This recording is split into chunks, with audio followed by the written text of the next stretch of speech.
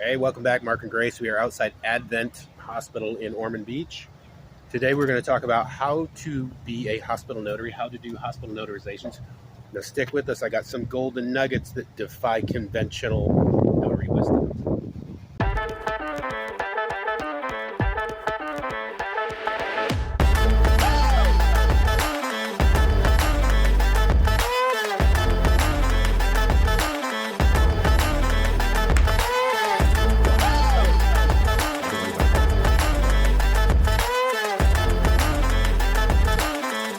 So we're talking about hospital notarizations today, yes? First thing you're going to want to do is go and call your local hospital or hospitals and find out exactly what they need from you in order for you to come in. I know ours, you just go in simply, you're going to have the client's name, their room number, and of course your ID. Mm-hmm. There's a hospital in Cleveland that you can give them your information correct. Well, it's the Cleveland Clinic, so they have hospitals everywhere, but they just know that if you're in a district of a Cleveland Clinic branch, they will issue an ID badge to you as a notary. So good idea just to check. Same as like the jails, how they're all a little different in how they want to operate. So go ahead and call ahead of time and know this if they're in your area. Of course.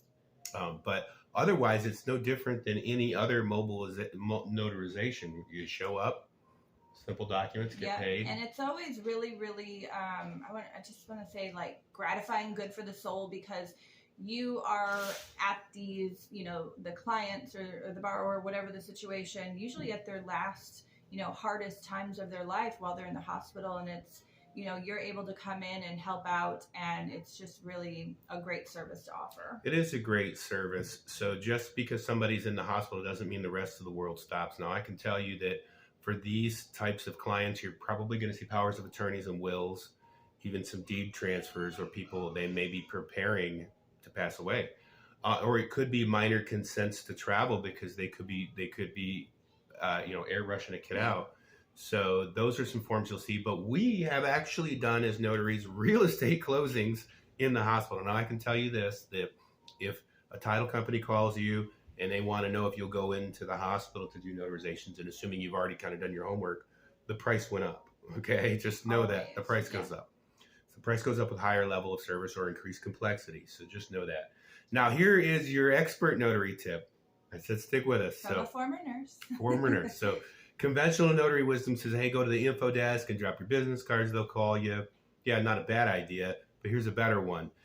There is a shot caller at the hospital, okay? So on nights and weekends, hospitals run like skeleton crews. So a lot of the administration, HR staff, somebody who might actually be a staff notary, not going to be there. So what you want to do is you want to get introduced to, or you want to reach out to the shot caller. And the shot caller on those shifts is going to be the nursing supervisor or the house supervisor. It's the nursing supervisor.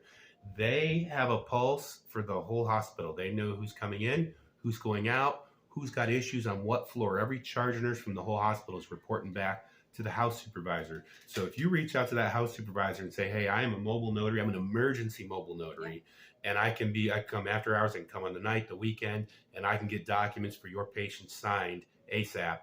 That's the person who you want to have your number, okay? So you better believe the hospitals around here, those shot callers know who we are, and they know what we can drop and go. So that's it for hospital notarizations.